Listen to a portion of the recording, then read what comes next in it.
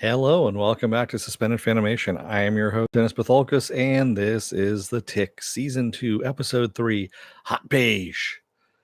Yeah, not the best of episodes. It was kind of, again, more of a setup than anything else, but still okay. Uh, yeah, it gets better, though. Trust me on this. So, for those of you who haven't seen the episode yet, spoiler alert, I will spoil the episode. So, if you haven't watched it, go on, watch it, and then come on back. And this will be a video, and you can comment down below in the comment section. Hey, Filthy. Yeah, you just finished the series. Nice. Hey, Viking Bitch. How's it going? So, if I'm a little bit sluggish and stuff like that, work is kicking my ass big time right now, my real job. And, oh, that's all I can say. This week's going to be a lot of fun. So, anyway, on to some happy stuff. So, we start off with Rathbone. Excuse me, I almost said Ratbone. Rathbone doing a press conference on TV about reopening the Aegis in the city, the Aegis compound or building in the city, and how he's going to reinstate the Flag Five and apologizing for leaving the city in the clutches of the terror, as he says. So yeah, it was one of those things. Everyone's watching. Superion's watching up in space. The Tick's watching. Arthur's kind of watching. He's getting ready to doze off on the couch. So everyone's pretty much watching what's going on there. Hey, Ed Brewer. Yeah, a little bit of TikTok. So Arthur goes to sleep, and the Tick's like, oh, little guy's all tuckered out and covers him over with his blanket. And I love how Arthur is going, not the lobster, I want the penne.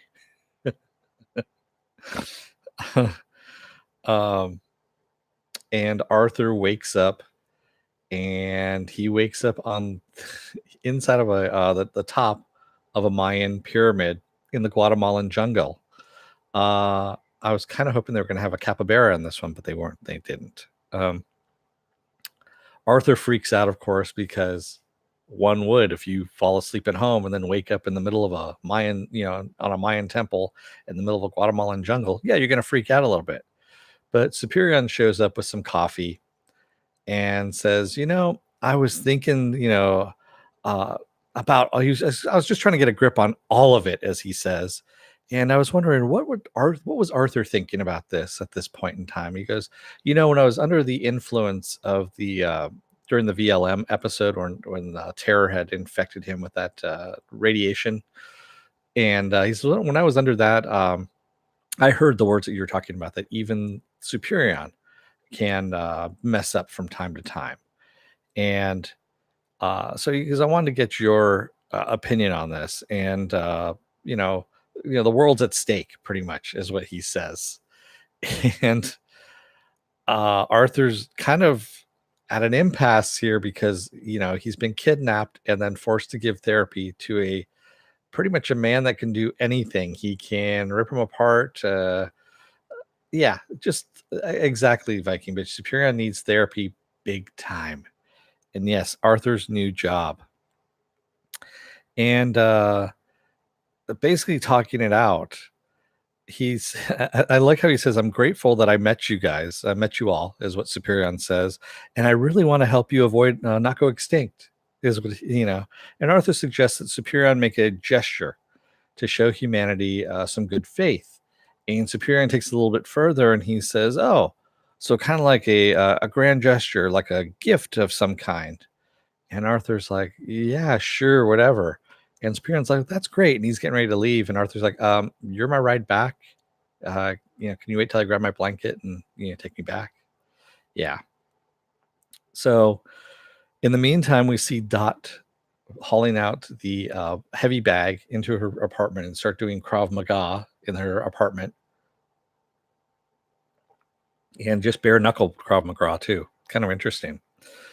And Arthur comes back to a semi-destroyed apartment because the Tick, when left by himself, goes a little bit crazy. And he even asks the Tick what he's doing. He goes, I should not be left to steer the apartment by myself. And he goes, okay, well, how about we steer into a little bit of cleaning? And the tick's like, no, no time. Lobstercules has hit another bank. We need to go out on patrol right now. And Arthur's like, can I just brush my teeth? Nope, right now. Gives him his helmet. It's like, all right, we're going out on patrol. In the meantime, Miss Lint, and this is a hint for future things, she hears something. It's very faint in the audio, but you hear a little bit of singing. And she kind of looks around. She's like, I can, she hears something, but doesn't know exactly what it is.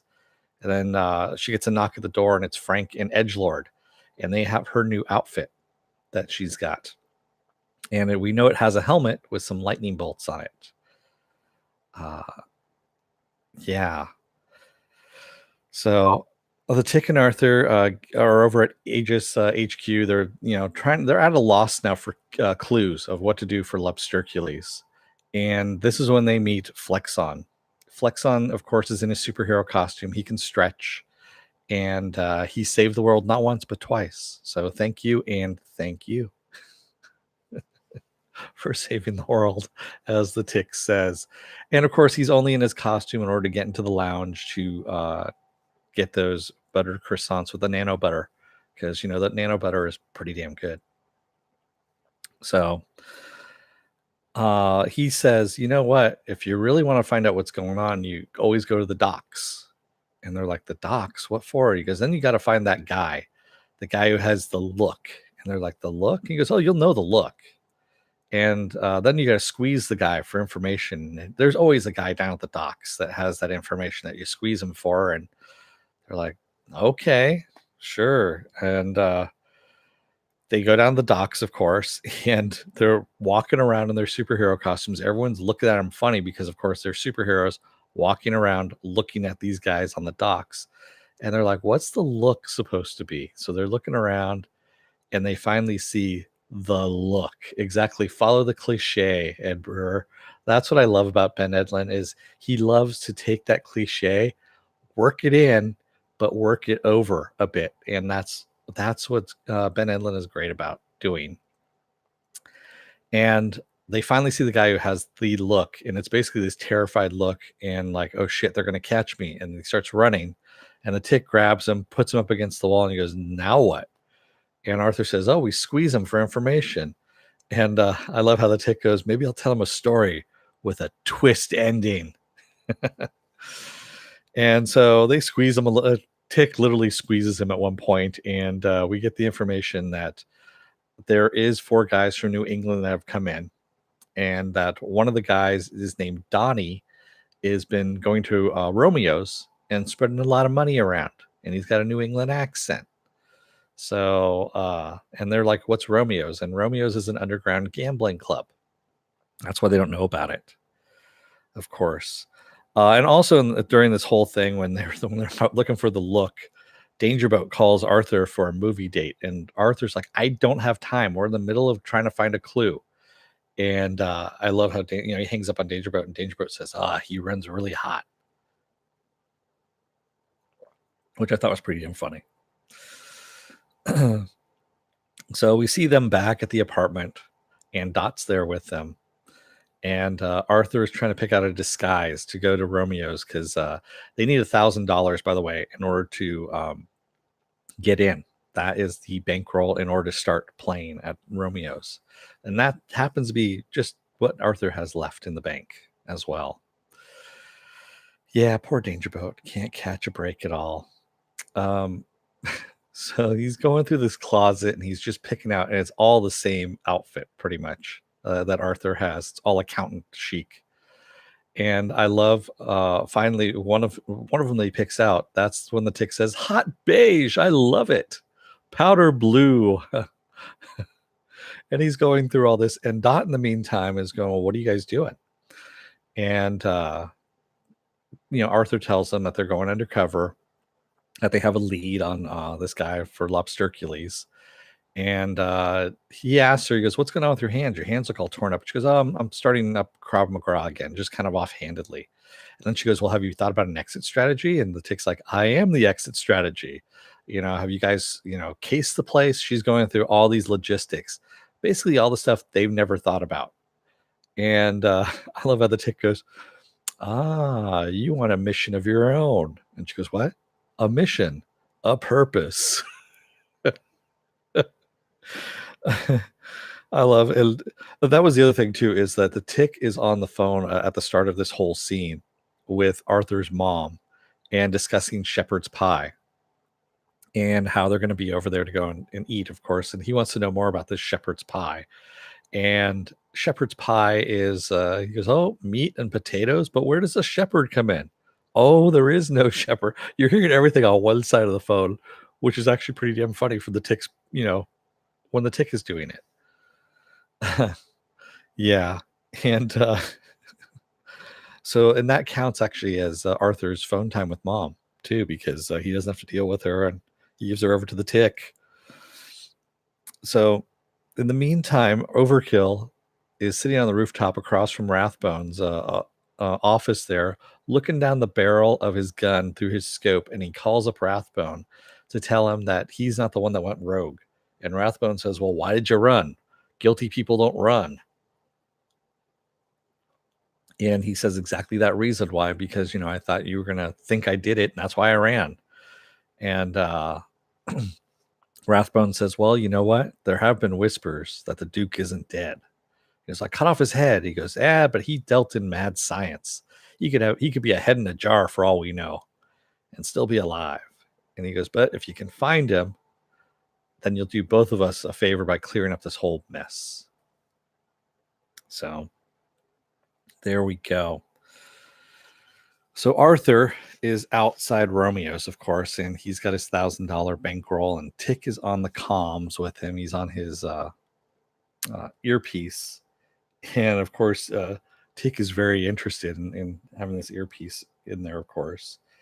And Arthur's disguise, if you will, the accountant uniform that he's in, is all working, all business, because he looks nondescript. And Arthur, of course, knocks on the door and passes over the $1,000 to get in. And once he gets in, the Tick's all over the comms. "Hey, Mufinobi, see ya." All right. So yeah, the Tick is all over the comms because he wants to know what's going on. He goes, "You're our eyes and ears in there, buddy, chum." And of course, Arthur's telling him to be quiet. He can't talk. He doesn't want anyone to know that he's spying. And he says that just as he passes some guy, and the guy's like, "What did you say?" He goes, "Oh, I was just talking to myself about how much I like this place." And it happens to be Romeo. So Romeo is the guy who owns the place, of course. And that's not the only person that Arthur bumps into. He happens to bump into Flexon as well. Flexon has a bit of a gambling problem, as he says. His problem is that he always wins. So that's why he's there. And he goes, "Oh, don't tell anybody about this." And he takes off, and Arthur hears a New England accent off on the side, and he sees Donnie sitting at the table. And the Tick perks up, and he's like, "Donnie?" He goes, "Should I come in? Should I come in?" And Arthur's like, "No, I'll wait till I give you the signal, and then you can come on in." And so the Tick is having little self-control issues. He really is bored and wants to go in. At one point, he's got his back up against the wall. He's in his head leaning up there too, and his little antennae are like slapping the wall, like really impatiently, which is really damn funny. I loved how they did that little thing. So in the meantime, while Tick is out there in the waiting for Arthur's signal, Edgelord rolls up on a little bicycle, pulls out a laptop, and he's booting up Miss Lint's new outfit and getting her online. And he says, "Are you sure you want to do this? You haven't even read the manual." She goes, "You're my manual, you know?"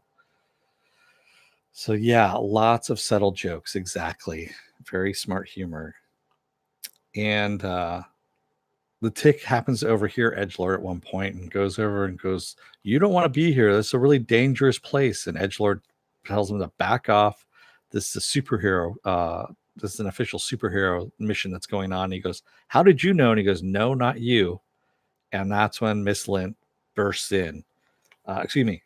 Just before she bursts in, I take that back. Donnie is talking about his brothers, and he's regaling them with stories about that happened, and also them sinking his ship. and that's he's getting all this money and whatnot. Arthur wins the hand by bluffing, of course, and just as he pulls in the pot, Miss Lint bursts in and starts blasting up the place. And of course she doesn't know how to use her suit all that well, so she's overloading stuff. And of course Edgelord's telling her to watch her coils and all this kind of stuff. And she finds Romeo, and she's got a helmet on too, so the helmet barely conceals what she looks like. And this is all part of her plan, by the way. And Romeo knows what she looks like. He goes, "Hey, wait a minute, I know you." She goes, "No, you did." And then she just fries him. The Tick, in the meantime, runs in because he knows Arthur's in trouble, and Donnie has grabbed the cash box, and Arthur jumped on his back to try and stop him. Of course, Donnie is like 300 pounds. Arthur's like 90 pounds dripping wet, and that is not going well. Of course, all he gets is Donnie's shoe. That's all he comes away with. The Tick comes in, takes out the rest of the bad guys that Miss Lint hadn't taken care of, and he kind of admires her there. And that's when Arthur recognizes her, and he goes, "I know who you are." And she says, "No, you don't, because the 28th Amendment protects my rights while I'm wearing this helmet." And she goes, "You can't say anything. And this is the way I'm getting away. I'm going to get away with this because the feds and the cops, anything like that, are not going to be able to know my real name." And they're like, "Okay, what's your superhero name?" And she says, "Joan of Arc." That's her superhero name, as she takes off, or kind of sputters off into the sky, flying away. So in the meantime, we see Rathbone in his office, and the lights dim a little bit. And we see him open up a drawer next to his desk there. And he pulls out, he's got all these little mice that are in there. He's got like about 5 mice in a cage down there. And he picks one of the mice, picks them up, and they look like pets. But then he opens up the little hatch on his heart, and we see this big suction thing coming in, and the mouse just kind of gets sucked in. And he says, "Damn black hole heart." And that's where we leave off on the episode.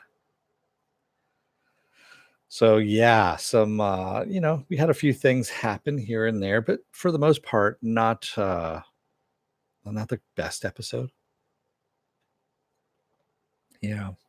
And I agree with you, Viking Bitch. Edgelord is a pretty good addition. He's funny.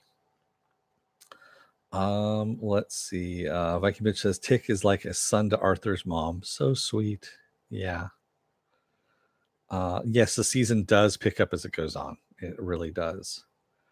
Movie Fanobi says, "Hey kids, borderline grown-ups, villains, and friends galore." Movie Fanobi. Ed Brewer says, "Still think of Mr. Negative every time Danger Boat talks." Mr. Who? Different show. Viking Bitch says, "Once we get to the boys, we'll explore the dark side of superheroes." Yeah, no shit. That's really dark, actually. That is very super dark. So Ed Brewer says, "I'm surprised heroes don't need therapy more often. You can't save everyone." True. Yeah. There's actually and I know J. Michael Straczynski gets shit for this storyline, but there was a Superman storyline where Superman stopped flying and basically walked, and he's walking around and he's talking to people because he was kind of told that he flies above it all. He never sees the common man. He never gets involved in those problems. And there was a whole arc, I think it was like 6 episodes or 6 issues of him walking, and people were pissed about this because they were saying it wasn't Superman. I'm like, actually, yeah, it is Superman. Whoa.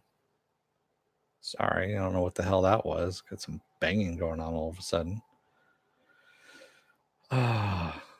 So yeah. Hey, Cordell Fenival. Finally catching it live. Yeah, you've been busy too with work, I know. Ed Brewer says, "I probably like Serafinovich better than Warburton as the Tick." Yeah, you know what? I do, because he's a little bit of the Warburton, but a lot of the cartoon Tick. So he's got a bit of that. It could be the Demon Spawn children, Viking Bitch. It could also be crackheads. Who knows what it could be? But yeah, so I'm digging Serafinovich, his rendition of the Tick, and I've seen all of them, so I like them all too. I have the Tick season 1, with Warburton sitting over here someplace in DVD. Yeah, the Terror. What's his name? The guy who played Quark from Deep Space Nine was the guy who played the Terror in the Warburton version of the Tick. So, yeah, and also if you go through and look at season 1 of the Tick and season 2, I'm just going to say as a kind of a tease on this one, you see a lot of people from the first live action Tick involved with this Tick as well. They're either executive producers or they do some voice work, or they add in little things here and there. The talking dog from the first season is actually voiced by Townsend Coleman. He's the guy who voiced the very first Tick in the animated series, which is one of my favorite things. I still wish they have the entire damn series out on DVD. So, Filthy News says, quick, unrelated question. Have you watched Barry with Bill? I haven't. Filthy. I have HBO now. I mean, I could, but quite honestly, I just don't have the bandwidth to watch something new at this point. So, yeah. I heard it's good. I really did. I just haven't gotten into it as of yet. I need to wait till something, until it dies down a bit more and I can watch some other stuff. So I haven't even caught up on the CW stuff, quite honestly. But then again, it's not like I've really been missing it. So, all right. You're going to watch episode 2 of Game of Thrones in a few minutes. Everyone dies. I'm just going to say, oh, sorry. My bad. So with that said, if you like what you see here, hit this the subscription button or the subscribe button. Also hit the like button. And if you don't like what you see here, you can hit the dislike button. I just ask that you go down in the comment section, give a little constructive criticism about what you don't like. I have someone continuously on Game of Thrones giving me one dislike and then not saying anything. So, all right, cool. Maybe you don't like the show or, Game of Thrones or whatever it is. Yeah. Yeah, I know, Viking bitch. It's a running joke. Exactly. Hit that button. Also, if you want to see when my next my next podcast is going to be, go take a look on my website, suspendedfanimation.com. I have a schedule up there. I need to update that tonight because I didn't get a chance to update it today. And it's also going to be on my Facebook page. I also have a Twitter and I also have an Instagram as well, all for Suspended Fanimation. Let's see. On Wednesday night, I have Happy going on. On Thursday night, I have the very last episode of Gotham. That's right. Gotham is ending. Friday is going to be Doom Patrol. Saturday is Saturday Morning Blast Off. That's where I take the genre news of the week, talk about that and any other genre stuff that you guys want to talk about. And then Sundays, of course, is Game of Thrones, the very last season of Game of Thrones. And this week's Game of Thrones is going to be 89 minutes long, I believe, or 80 minutes long. So there we go. So, and if you're still on the fence, you can take a look at the video that's going to be up here. It's going to pluck a video from my video library that meets your tastes of everything you've been watching. And if you like what you see there, you can hit the subscribe button over this way. So with that said, I want to thank everybody that was here in the chat. Filthy News, Viking Bitch, Slurmy Scott, a little bit of Movie Fanobi that popped in as well. Ed Brewer, who was here. And I believe that was it. Yeah. Thanks, guys. Oh, and Cordell Fenival. That's right. I forgot about that. Thank you for popping in there, Cordell. I forgot that you came in at the last minute. Yeah, nut muffins. Everybody's a nut muffin. So remember, take a look at the videos, hit the subscribe. I will let you guys go for the night. Thank you all again. And don't let the door hit your ass on the way out. Otherwise, you may get abducted in your sleep by a superhero and taken to a Mayan temple in the middle of a Guatemalan jungle. Good night, everybody.